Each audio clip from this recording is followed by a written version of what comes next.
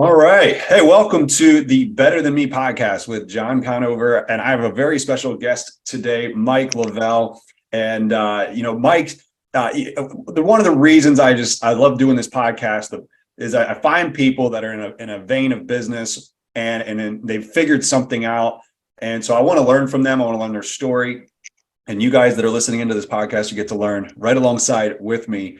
And Mike is the owner of a leadership and life coaching company called Remove the Fear, RTF. And he's also had a long career in the entertainment world. And no, he's not a singer. And no, he is not Scott Van Pelt. But Mike, thank you so much for being on this morning. How you doing, man? I'm doing great, John, and thank you for the invite.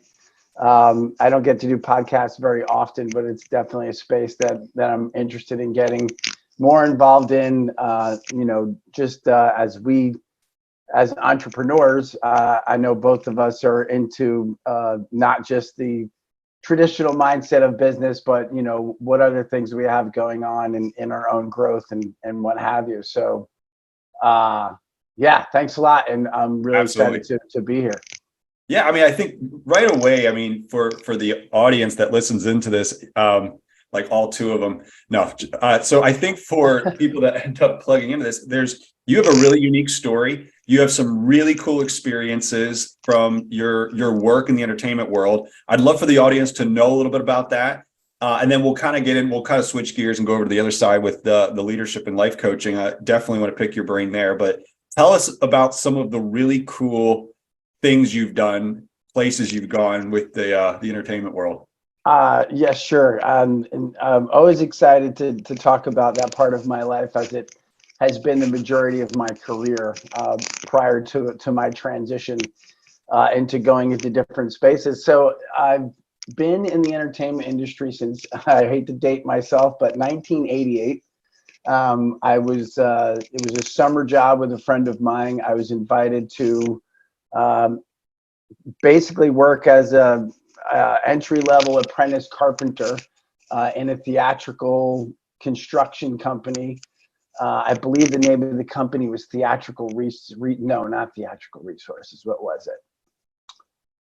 But you were building sets for Broadway. Traveling, right. So off Broadway sets, the actual job that I was working on when I started was Cats. Traveling show Cats. I mean, this goes back to when Barbra Streisand was on Broadway. So it's a long time ago. I was only 15 at the time, but it was my entry into what I did not know was going to become my career. Sometimes we in life, we have direction, and I thought of what direction we're going to go in. Maybe our parents had influence on us, or a coach or a mentor or what have you.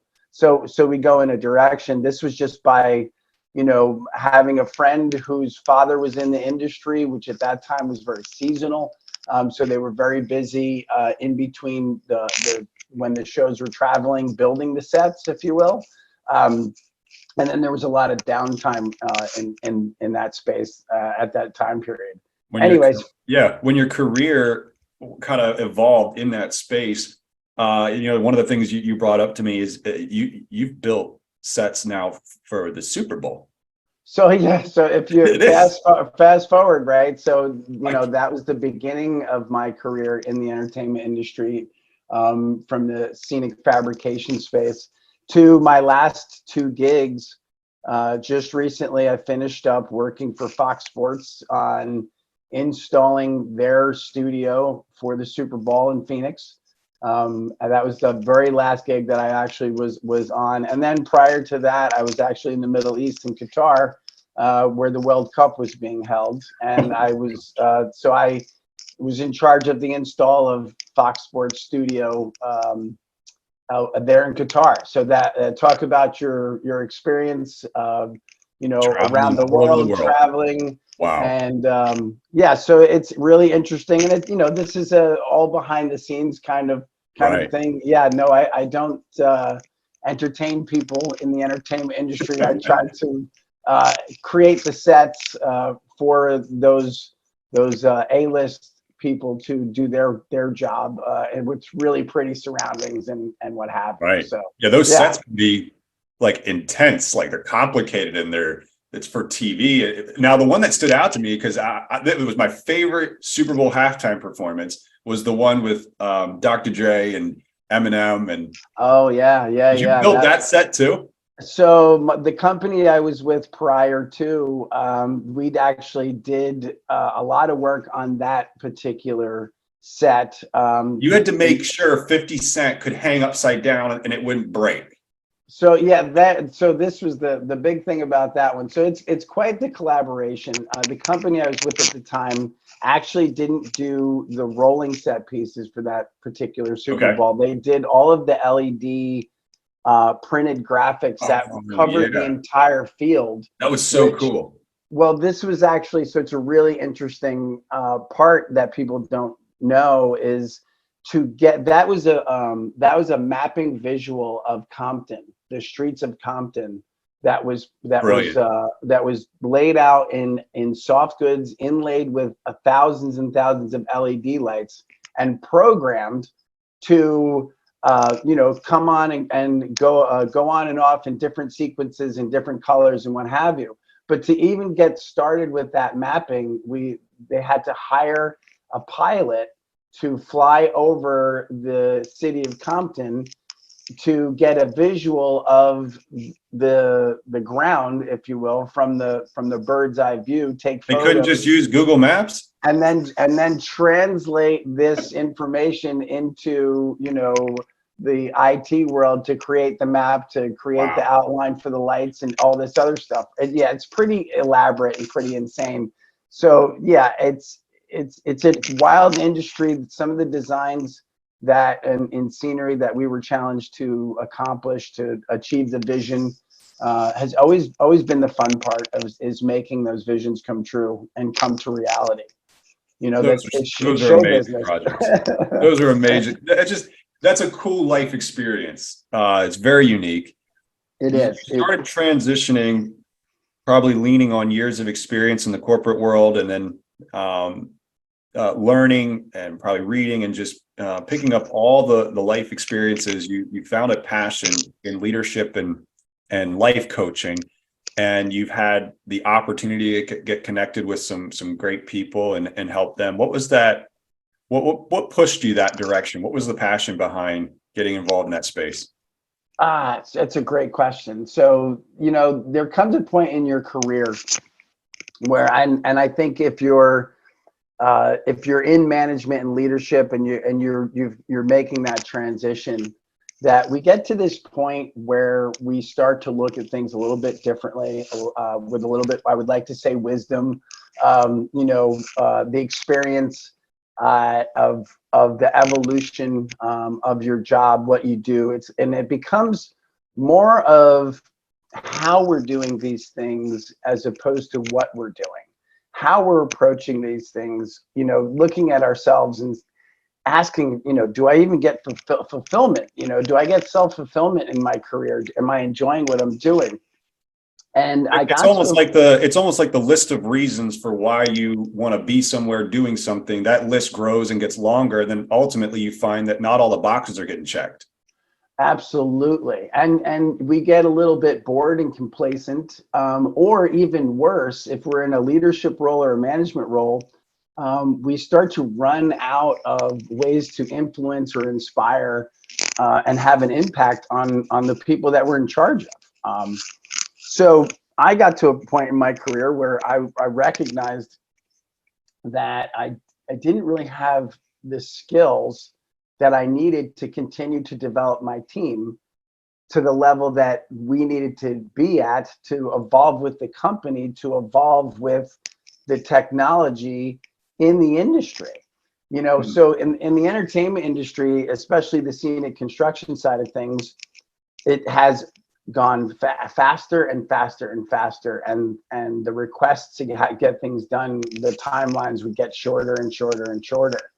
And in that environment, it's kind of you have to really, there's a lot of yeses and very little no's, because the more no's, that every time you say yes to one, you're saying no to something else, right? So So it's very particular about which ones you say no to, because down the road you say no to one, then you're not getting the opportunity on another, et cetera, et cetera. And a lot of these shows and these events are repetitive. So if you have to turn it down one time, you might be turning it down for the next however many years until you get invited to get in on something like that again. Wow. Yeah. So evolution for my team became my priority. So it was no longer about getting the work done itself, because people had the tactical skills to do their jobs. It came down to, I need to help them get better at what they do by developing them as human beings. Yeah. And I had to go outside the box, and I had to ask the company that I was working with for the resources that I needed to develop to get to these people, so I could help develop them and bring them to the next level. With that, I realized I needed to do the same thing with myself. I hadn't evolved to the level of leadership that I needed to best serve the people that I was in charge of. Maxwell calls it the law of the lid. Yeah, and it's a very humbling moment, right? Right. But it's a level of vulnerability too, because you're literally saying to your superiors, like, I don't have what I need to support my team, right? So they could easily say, well, okay, well, we're gonna have to move on and get somebody who does have what they need, or we're gonna develop you and give you the resources you need so you can further your career into a higher level of leadership. And then probably took a little bit of courage to make that ask. Absolutely. Absolutely. And that's a big, we'll talk more about courage when we get to a little bit of the life coaching. Yeah. But yeah, and vulnerability, courage, the willingness to say, I need help, and ask for that help is a big deal in leadership today. And I think people are probably a little scared to be vulnerable in those places, hence remove the fear, right?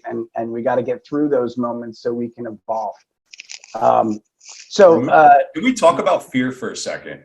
Absolutely. Because it's in your, it's in the name, right? So it's like, it has, I think you've carved out a little niche using that name.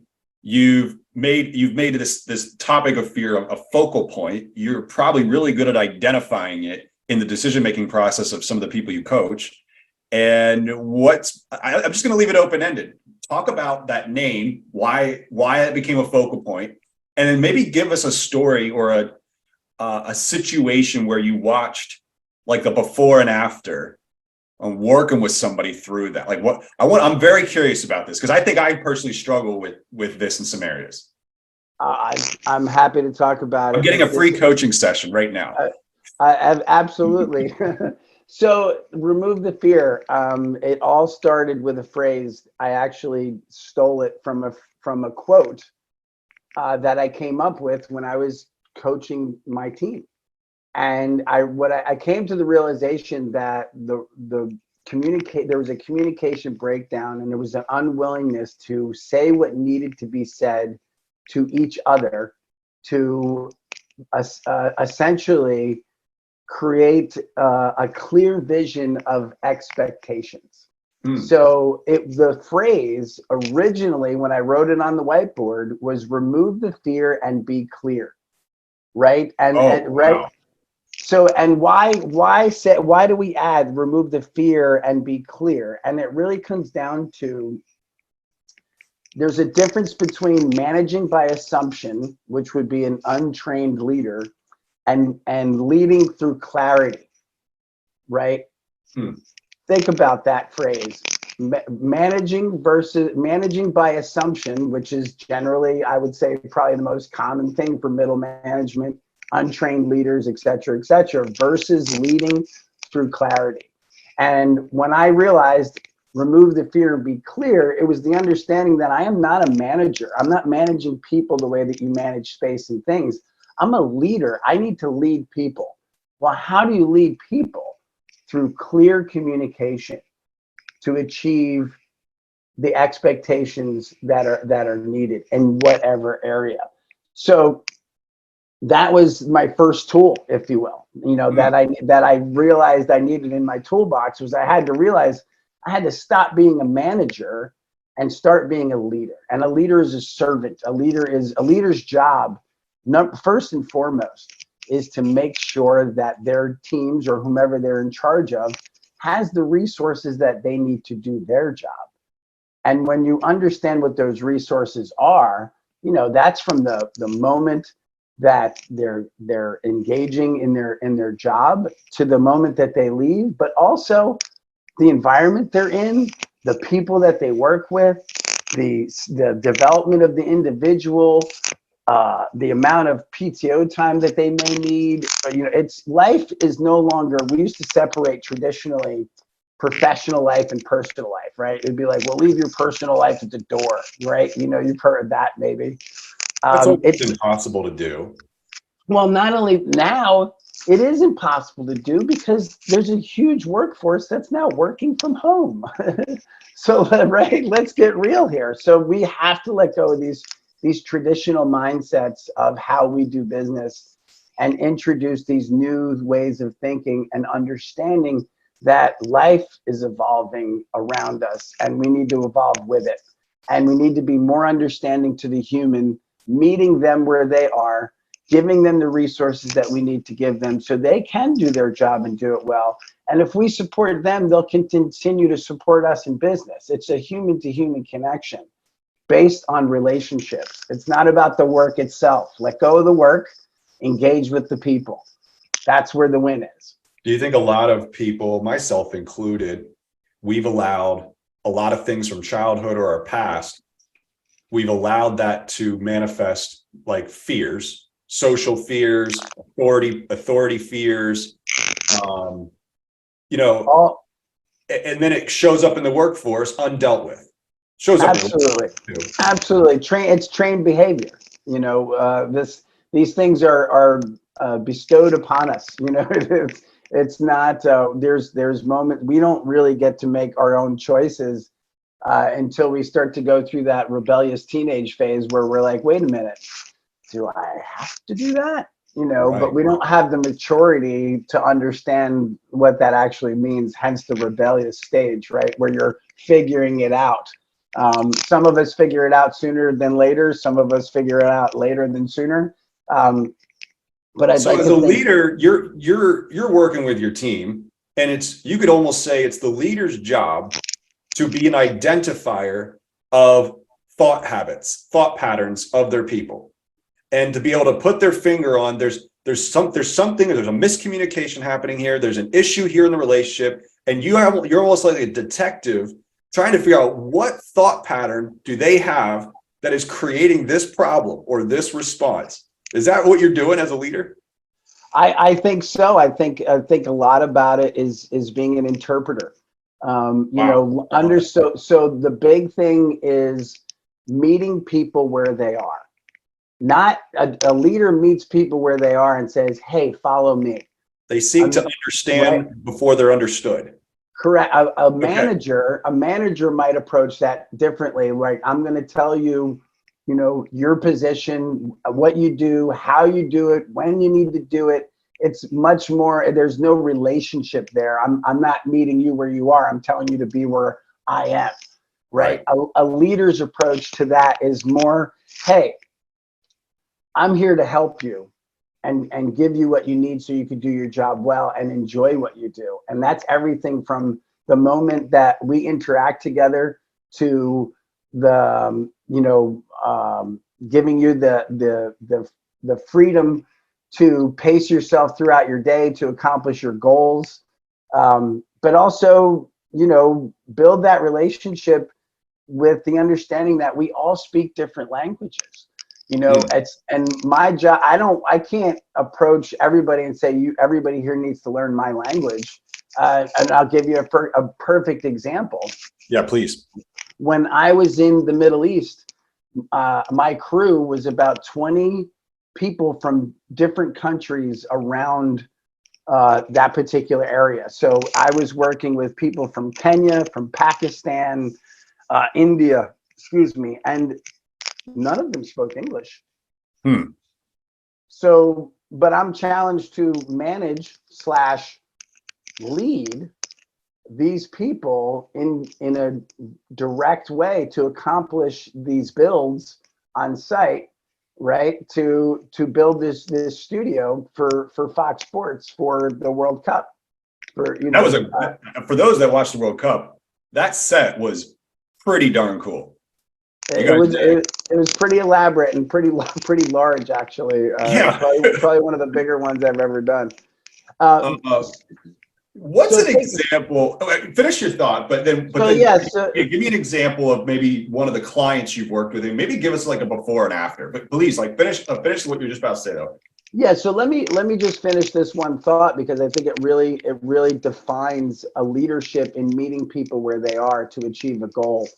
I could not obviously just speak to these people in English and have expectations that they're going to be able to accomplish the goal.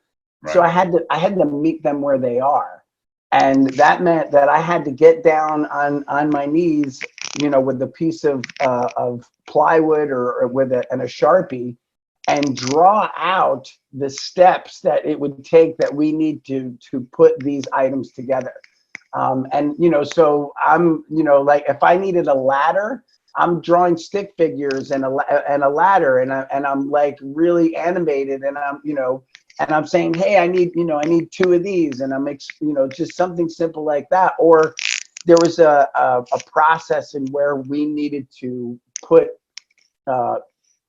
pieces together, and we needed to clamp them in place and then drill holes, put bolts in them, and then tighten the bolts. So I had to, I gathered them all around me, and I would show them the process, as elementary as I could to get them to understand what we were doing. But I did it in a friendly way. I didn't. Not a condescending way. Not a condescending way. Not in a dictator way. Not in and definitely not in I call it peacocking, or a gorilla way, right? If you wanted to use the more animal analogies, just a friendly way, just doing everything you can to communicate with these people so they're comfortable and they don't get intimidated, and they want to work because they want to work, they want to help, they want to accomplish the goals just like any of us. But I had to break that barrier by understanding that my only way to achieve these goals is to figure out how to meet these people where they are and communicate with them in a way that everybody understands the goal. Mind-blowing. Stick figures to go get a ladder and how to and step-by-step process on how to put things together. Wow. It works. It took a little more time, but it worked. Yeah. You've had the opportunity to meet some pretty cool people through the entertainment business. I think, was it the Rock Lidditz or whatever you've been, so back down there, you've been able to get connected and obviously working on these sets, you've made connections and relationships, and now you've had the opportunity to work with people as clients, not building sets, but now doing leadership and life coaching. Can we spend the last few minutes, maybe give us a story without maybe the name, but maybe give us a before and after, something, a situation that you've coached on that you think would be meaningful? Oof. It's hard to really single anything out specifically because I'll be honest with you, most people that I work with, when we achieve that aha moment with anybody, it's just as meaningful to me if it's one person. It doesn't matter. I'm really I get the fulfillment of helping anybody achieve their aha moment so they can take their game to the next level. What's an example of a before and after that you think would maybe what was one of the aha moments you've had with somebody? So let me think. A lot of them. All right, here's an example of one. I was working with an individual who was stuck. They came to me with the idea that they didn't know. They've been in a career for a long time. They were getting bored. They were complacent, like we talked about earlier, and they they didn't have the self-discipline or the drive to motivate themselves to get unstuck. And they really just needed some motivation and some tools to help them recognize that, it lies within them to take action on themselves and on their career. And it was only within their personal fears of, well, what if I fail, or if I make a mistake, or if I do something wrong, or if I'm rejected, I don't know if I can handle that. And I think a lot of times, and this particular person, they looked at things very, very large, like overwhelming ways of looking at things, where they exaggerated a lot of things in their mind. And carried too much weight. They gave things too much weight to carry. Okay. So a little decision felt like it was life or death. And people when they're carrying that level of fear, it's paralyzing. Where you might give somebody a list of things to do, and that list might represent a level of someone getting overwhelmed to the point where they can't do anything. But if you meet, so for an example, if I'm by meeting this person where they were and saying, okay, wait a minute, let's chop this down into little pieces. Right. Let's take one task out of the 100 tasks that we just talked about that you're having a hard time getting done. Let's just look at one task, one thing. So this person, for an example, this person's task was they were on the bigger side, always had a weight problem, and tried a million ways, we've heard this story 1,000 times, tried all different kinds of diets, tried everything, and just, could not find a way for things to be repetitive, and couldn't find the self-discipline to stick with it. And so this was just one of many things that was challenging this person. But to me, as we were talking and as I was building the relationship with this person, I realized that their weight was probably the hardest thing that they were dealing with, because it was I can't do this because I'm big. I can't do this because I won't be able to breathe. I can't do this because I'm embarrassed. So everything kind of centralized. That one thing was affecting everything. Right, exactly. So, when I meet people where they are, I start to we have to pull that apart, right? We got to deconstruct them in a way to understand what's the actual thing that's triggering their fear. And this person just did not like who they were at the end of the day. And when they looked in the mirror in the morning, they were unhappy and they were disappointed in themselves. And but they were stuck in this experience cycle and unable to get out of it. Man. So we broke that down and talked through it in an in-depth way, and recognized that this person's biggest challenge was their physical appearance and how they thought other people saw them, right? The perception that they had of others seeing them. And it challenged them to engage in life at a high level, and able to evolve, or able to grow, and almost put them in a position of hiding, and not being able to express themselves in life and enjoy themselves. And so we broke into that, and we recognized it, understood it, and said, okay, so what we started to talk about was their belief system, because people are what they believe. I would challenge, but belief is a big part of my platform, and because I believe belief is the most powerful thing in the universe. And I think it's the thing that drives us in everything that we do, every choice that we make, every feeling that we have. it really, if it all comes down to what we believe in and how we believe, and I what got we've a been question. taught to believe. Please. I got a question about this individual and this is for the sake of anybody that listens to this podcast. They might be thinking this. So I want to ask it for them as well. There are some individuals that, because of the way they were born, they will just always struggle with weight. And I believe even within that, there's a healthy way that they could still live life and be the healthiest version of themselves, whatever's possible. Yes. And then there's others that they've made a series of eating decisions that have just led to the weight they don't want.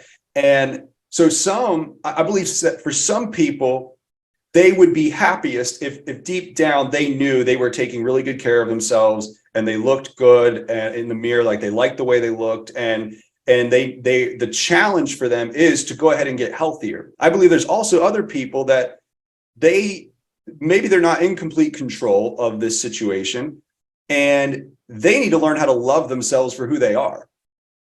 With this individual, was it a combination of both, taking care of the weight and then also taking care of their and that would take care of their self-esteem? Or did they need to learn self-love in the process of going through a transformation physically? So yes, I'm going to say the latter. It was about the process of recognizing this person didn't believe in themselves. So this is one of the main platforms of working with RTF is recognizing what you believe in. And my goal for everybody that I work with is when I ask them, what do you believe in, is for them to say, well, I believe in me, and actually believe in that. Not just say the words, but actually look in the mirror and say, I believe in you. Wow. Which is that to me is it's the most profound thing that you can do in for yourself, is to recognize you as the one, because you are. There is nobody does it but you. At the end of the day, one person might have might have more opportunities than the next. I mean, that's a reality, right? But it's, what are we doing with those opportunities? And it's all comes down to the level that you believe in yourself. And when you believe in yourself, work first and recognize, yes, I can. And it's not about yes, I can, it's about yes, I will. And when you're able to have that understanding of your capabilities as a human being, at that point, you start to realize that you are limitless, and we are all limitless in our own choices. But it really comes down in removing that fear that limits us in every facet that we decide we are too afraid of to meet it where it is and overtake it and win that battle with yourself. Mike, it's like you're the adult version of you're the coach for the adult version of the opening up the closet door to show me there's no monster in the closet, to help me look under the bed, to show me there's no monster under the bed. And it's like you're providing that moment where, oh, okay, that fear was all in my head. It wasn't real. It was fake. I made it up. And then you create that aha moment. And then the rest of it seems to take care of itself. And it does, but you're right. So, and it takes care of itself when you start to build momentum, right? So, and that's the big thing. So think about this, right? In our life, think about your moments in life as like a train, right? And this is how people get stuck. The bigger a train gets, the harder it is to pull, right? So what do they do when they're at, like, and you've seen trains that are like, and when you're traveling, west, there's trains that are miles long, that and there's like, 6 engines or maybe even more pulling this amount of weight. And there's 2 things to recognize about that is it takes a lot of power and energy to get a train of that size moving. Hmm. But once it gets moving, it takes miles and miles and miles to actually stop it. Right. So Right. in life, we tend to overwhelm ourselves with adding too many cars, to the Hmm. point where our brain has only so much power in its ability to pull those train cars. So Hmm. we generally need to continue to develop and grow our brains, adding more engines, if you will, if we're going to continue to add more things that we need to pull. Responsibilities, weights, Right. but you're also going to have life experiences that create baggage and trauma. And we sometimes carry that too. Absolutely, absolutely. So there's a balance in understanding, how many train cars do I want to pull? How much brain power and discipline, self-discipline and will and all of these things that I need to keep pulling myself through life to, how do I keep doing that? And it really comes down to developing your self-practice. Hmm. A lot of us, we, have our routines that we don't even give ourselves a moment to pause to recognize, who are we? What do we do? How do we do it? How do we feel about it? We're just like go go go. And we're so stuck in the routine. How many times have you gone through a week in your life, and next thing you know, it's like Friday evening, and you don't even remember the week that you just had prior. Happens way too often. Way too often, right? Because we're missing the moments because we're so busy chasing. Hmm. Chasing what? Well, and that's on the individual, and we're all chasing different things, right? And we could go into that one. That could go deep real quick. So it's recognizing, going back to our fears, is every time we adopt a fear, we take a fear on, if you will, like Hmm. we're letting it prevent us from taking something on or achieving a goal or having a conversation. Every one of those fears is a preventative. It's a deterrent. It's a piece of armor, if you will. And I'll give you an analogy in a minute. Brake pedal. See, a brake pedal, right? And these are all things that we have as humans to protect ourselves, from harm, physically, emotionally, spiritually, mentally. That's where fear comes from. It's basically our subconscious telling us, like, well, you might not want to do that because something bad might happen. It can't define that bad, but it just says it might not work out, right? So and then we stop and we're like, oh, I hit a wall, and that's good enough for me. I'm not going to go any harder, or try to get over this wall, or try to get under it, or through it, or around it. And but that what we don't realize is that success lies on the other side of that fear. And whether it's a micro success or a major success, it's the level of fears that we have that prevent us from achieving those goals. So my wife has an acronym that she uses specifically, called the wall, because she recognized that every time she hits a wall in life, that she's been able to achieve getting over that wall by understanding her willingness and ability to lean in and learn. Wow. Think Wall. about that, right? Willingness and Wall, the ability to lean in and learn. right? How do you get over a wall, right? When life throws a wall at you, what do, right? Well, this is what she does. She's like, well, I'm willing. I have the ability, right? I'm going to lean in. I'm going to learn what I need to learn, and I'm going to get over this wall.